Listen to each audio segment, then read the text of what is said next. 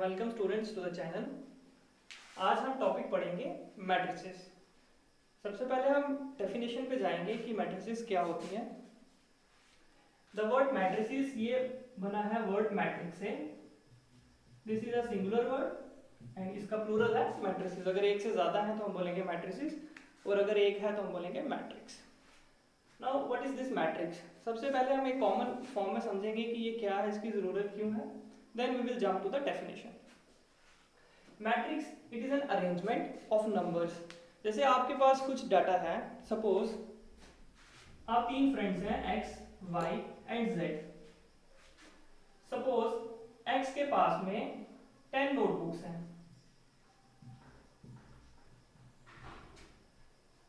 और 5 पेन्स हैं। वैसे ही जो स्टूडेंट y है उसके पास 2 नोटबुक्स हैं और 3 पेन्स हैं एंड जो स्टूडेंट Z है उसके पास 4 नोटबुक्स हैं और 5 पेन हैं। ये जो हमने रिप्रेजेंटेशन की है ये it is an English form. हम इसको कुछ मैथमेटिकल फॉर्म में एक सिस्टमैटिक वे में लिख सकते हैं। जैसे कि आप देखिए, जो यहाँ पे कंसर्निंग चीज है वो है द क्वांटिटीज। 10 2 4 नोटबुक्स रिपीट हो रही है। यहाँ पे जो क्वांटिटी 5 3 2 5 जो चेंज हो रही है और ये जो आइटम है वो रिपीट हो रही है। तो हम फोकस करेंगे यहाँ पे इनकी क्वांटिटी पे। 10 5 2 एंड 3 हम इस तरह से लिख सकते हैं एंड दिस 4 एंड 5। ये जो क्वांटिटीज लिखी हुई हैं ये इनको रिप्रेजेंट कर रही हैं। ये जो फर्स्ट एंट्रीज है, फर्स्ट सेट ऑफ एंट्रीज है जो कि वर्टिकल लिखा गया है, ये आप देख सकते हैं कि ये नोटबुक्स के बारे में बात हुई है और जो सेकंड है वो बात हुई है पेन्स के बारे में। अब यहाँ जो हॉरिजॉन्टल लिखा गया है ये बात है स्टूडेंट x की। जो दूसरी बार लिखा गया है वो बात है स्टूडेंट y की और जो तीसरी बार लिखा गया है वो स्टूडेंट z की। हमने कुछ कॉमन फॉर्मेट प्लान किया। x को एक बार लिखा, नोटबुक्स को एक बार लिखा, पेन को एक बार लिखा और ज्यादा स्ट्रेस दिया हमने उनकी क्वांटिटी पे। अब इन दोनों में डिफरेंस क्या है?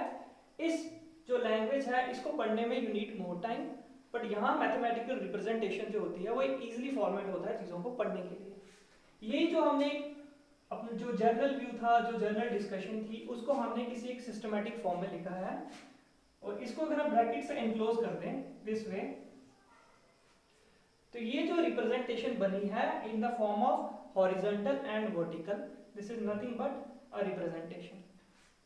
यहाँ पे देखिए आप कि जो वर्टिकल रोज हैं, जो vertical lines I will say, वो कितनी है 1 एंड 2 और जो हॉरिजॉन्टल लाइंस हैं वो कितनी है 1 2 एंड 3। सो जो रिप्रेजेंटेशन की है वो वर्टिकल और हॉरिजॉन्टल फॉर्म में की गई है, जो एक यूनिकनेस है। तो यही जो रिप्रेजेंटेशन है this is what a matrix. It is an arrangement. आप यहाँ देख सकते हैं यहाँ पे 2 है और यहाँ पे 3 है, तो you can consider it is a kind of this rectangle जहाँ पे 1 2 3 एंड। सो मैट्रिक्स क्या है? It is a rectangular arrangement of objects. जो ऑब्जेक्ट्स हैं ये ऑब्जेक्ट्स हैं आपके विच आर नंबर्स प्रेजेंट है। ये नंबर्स भी हो सकते हैं, आगे हम फंक्शंस पढ़ेंगे, पॉलिनोमियल्स वो भी हो सकते हैं। सो डेफिनेशन क्या है? डेफिनेशन के लिए मैं कहूँगा आप अपनी एनसीईआरटी की टेक्स्ट बुक पे देखिए, क्योंकि यहाँ पे डेफिनेशंस लिख के जो है वो थोड़ी सी वीडियो की लेंथ ज़्यादा हो जाएगी।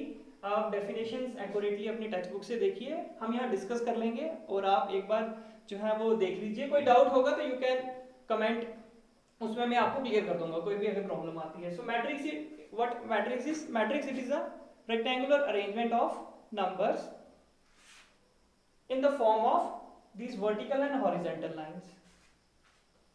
Now these vertical and horizontal lines have a special name.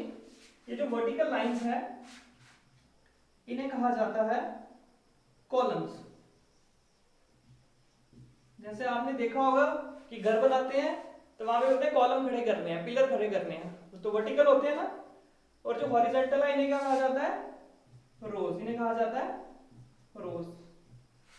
अगर आप इस अरेंजमेंट को देखिए ये कुछ इस तरह की है। अगर हम ऐसे देखें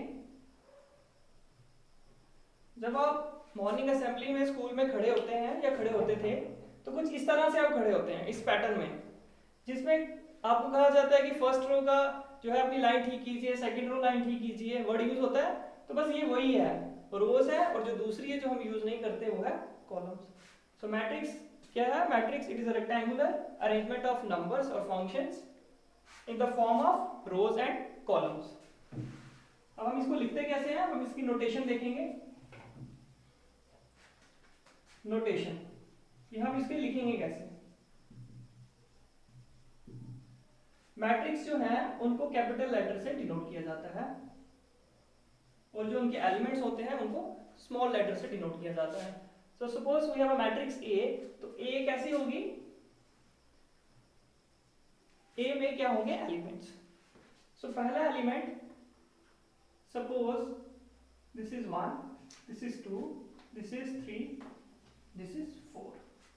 सो मैंने यहाँ पे 4 एलिमेंट लिखे हैं, और यहाँ नंबर ऑफ कॉलम्स कितने हैं? These are number of columns, एक और एक 2। और नंबर ऑफ रोज कितनी है? दिस एंड दिस, 2 रोज है और 2 कॉलम्स है। ठीक है, जब हम मैट्रिक्स लिखते हैं तो हम उसके साथ उसका ऑर्डर मेंशन करते हैं। ऑर्डर क्या होता है मैट्रिक्स का? Order of a matrix. हमने बात की नंबर ऑफ रोज की, तो हमें सपोज एक मैट्रिक्स ए दिया गया है, let A be a matrix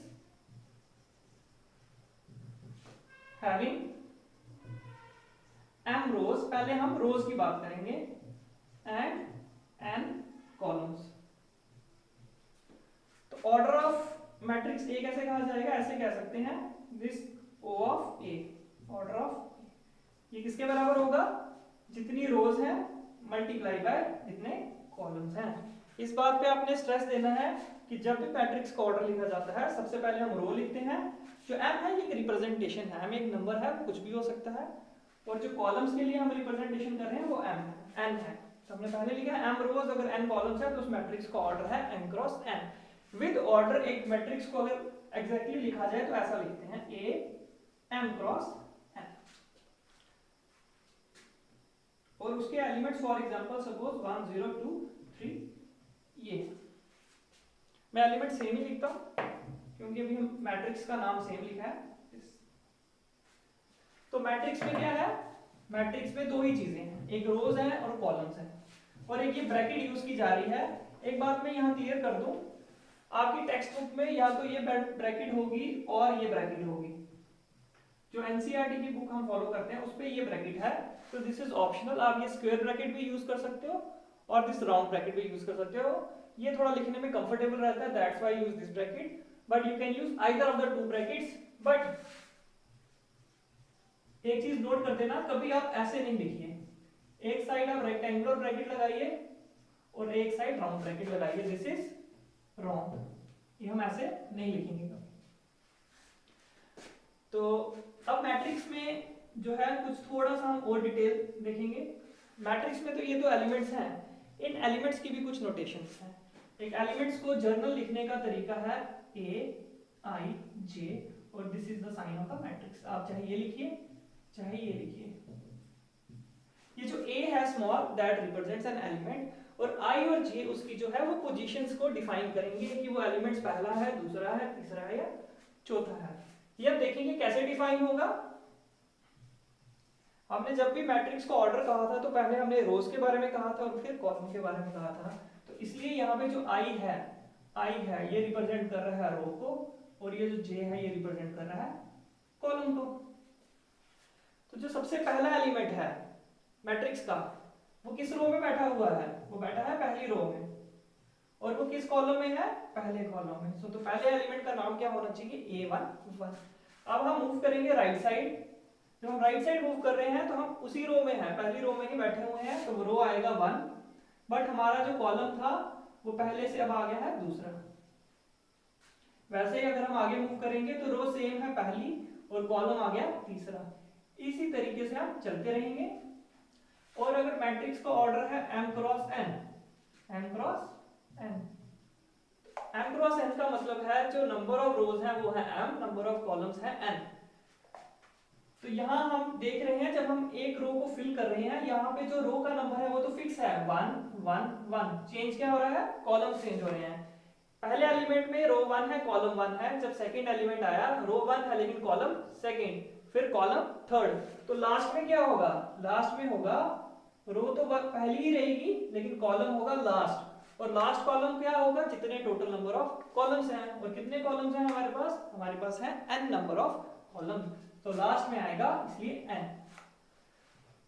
first row first column, first row second column, first row third column and first row nth column. ये कंप्लीट हुई हमारी फर्स्ट रो। अब हम फिल करेंगे हमारी सेकंड रो। सेकंड रो मतलब i की value क्या आ जाएगी 2, और कॉलम कौन सा है ये पहला, तो j की वैल्यू आ जाएगी 1। उसके बाद देखो हम i और j की वैल्यूज यहां पुट कर रहे हैं, a के पास i की वैल्यूज और j के पास। i रिप्रेजेंट कर रहा है रो को, j रिप्रेजेंट कर रहा है कॉलम्स को। अब a रो कौन सी है, दिस इज सेकंड रो, तो यहाँ पे 2 ही आएगा। कॉलम कौन सा है, दूसरा, तो क्या आएगा a2 2। रो सेकंड ही है, कॉलम कौन सा है थर्ड, तो क्या आएगा 3। और लास्ट कॉलम क्या आएगा, लास्ट कॉलम है m, लेकिन हम किस रो में बैठे हैं, सेकंड रो में बैठे हैं। ऐसे ही हम चलते जाएंगे, ऐसे ही हम चलते जाएंगे। तो जो लास्ट रो होगी, लास्ट रो होगी, तो लास्ट रो कौन सी होगी, जितनी टोटल नंबर ऑफ रोज हैं वो कितनी है, m रोज हैं। तो हम m रो में आ गए हैं हम।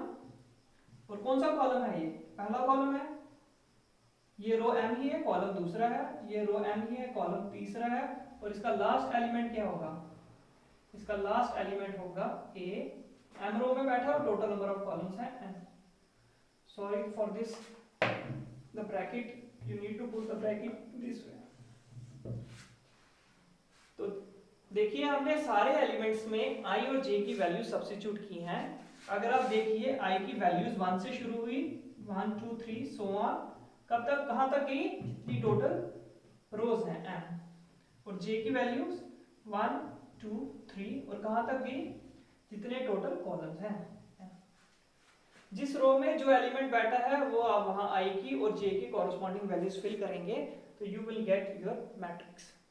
So what is this, a is equal to aij, this is a journal representation of a matrix. Here capital A represent करता है मैट्रिक्स को, स्मॉल a रिप्रेजेंट करता है एलिमेंट को, और i और j की पर्टिकुलर वैल्यू से हम उस एलिमेंट को आइडेंटिफाई कर सकते हैं। एंड m क्रॉस n is the order of the matrix, where m represents number of rows and n represents number of columns। आप इस वीडियो को पॉज करके ये नोट डाउन कर लीजिए और एक बार समझ लीजिए, फिर आप उसके बाद वीडियो को कंटिन्यू कीजिए।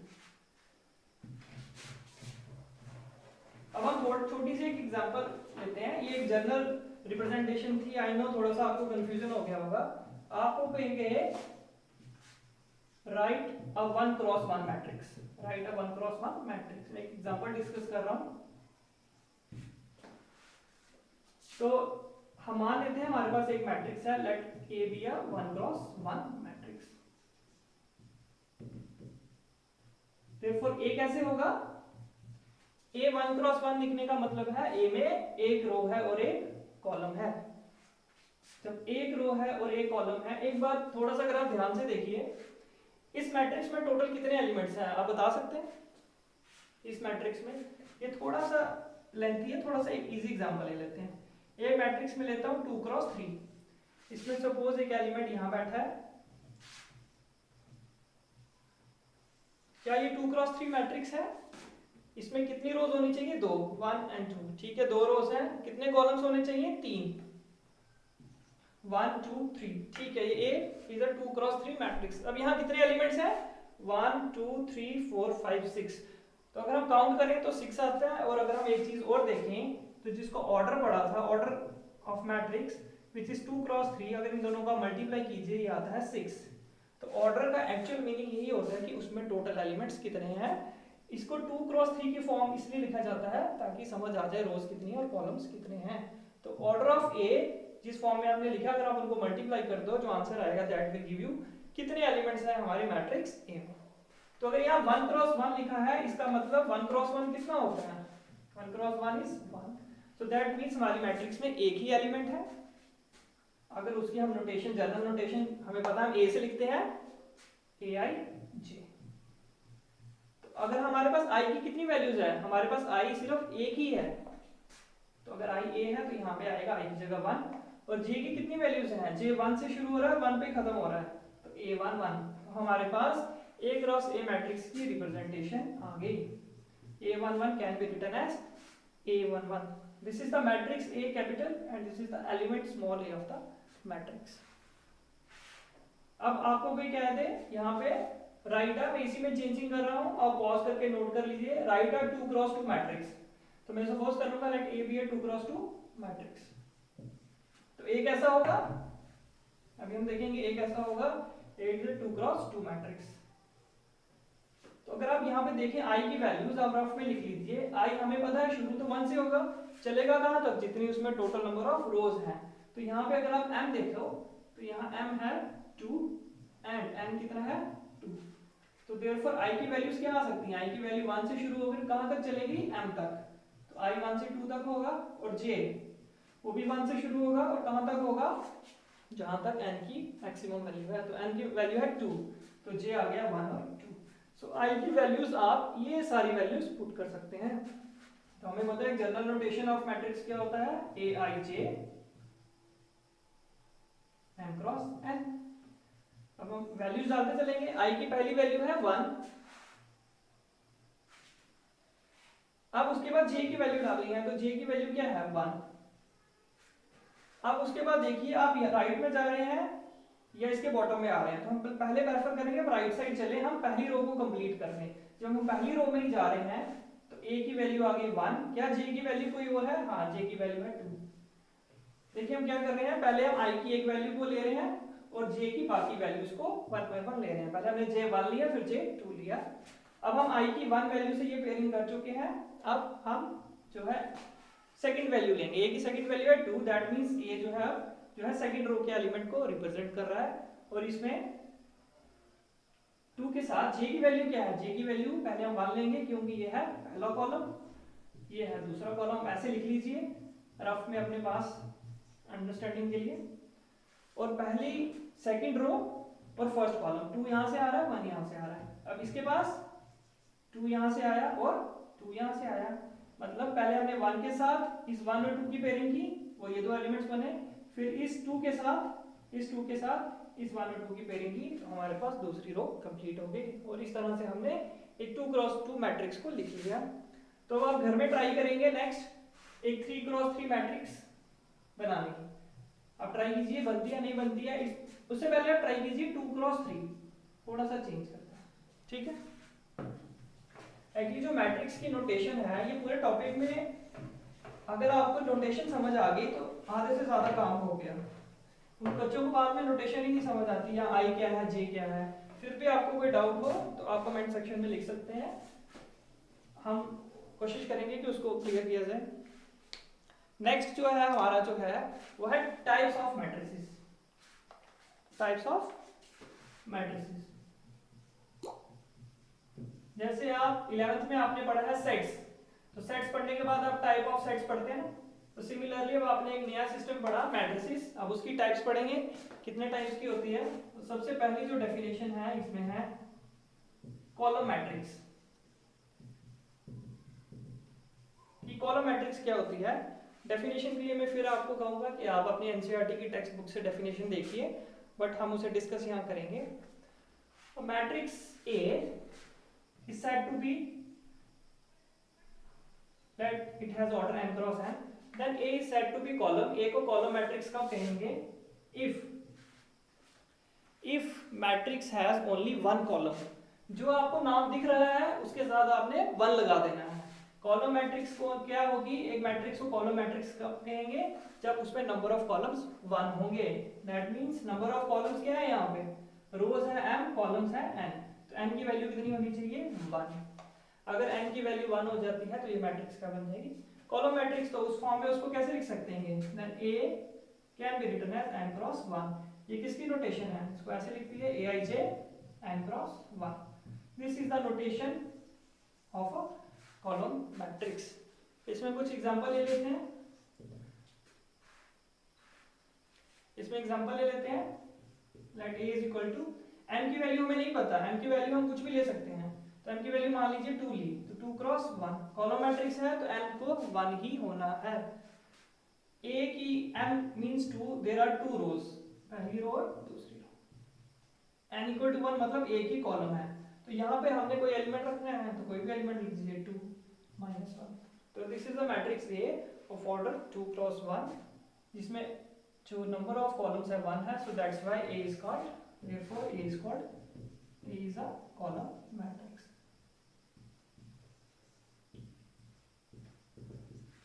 और एग्जांपल लीजिए, B नाम ले लीजिए 2 3 0। इस मैट्रिक्स का ऑर्डर बताइए, कितनी रोज हैं 1 2 3, रोज होती हैं हॉरिजॉन्टल, तो कितनी हॉरिजॉन्टल है 1 2 3, कॉलम्स कितने हैं एक ही है, तो ये क्या हो गई कॉलम मैट्रिक्स। नेक्स्ट जो है वो है रो मैट्रिक्स। क्या? Row matrix. तो कॉलम मैट्रिक्स का मतलब था कॉलम एक होना चाहिए, सिमिलरली कॉलम की जगह अब आ गया रो, तो रो मैट्रिक्स क्या होगी जिसमें रो एक होगी, तो यहाँ पे रो कौन है m, m कितना होगा 1, तो यहाँ पे m क्रॉस n का क्या बन जाएगा 1 क्रॉस n, 1 क्रॉस n क्योंकि m 1 है, so a matrix which has only one row is called a row matrix.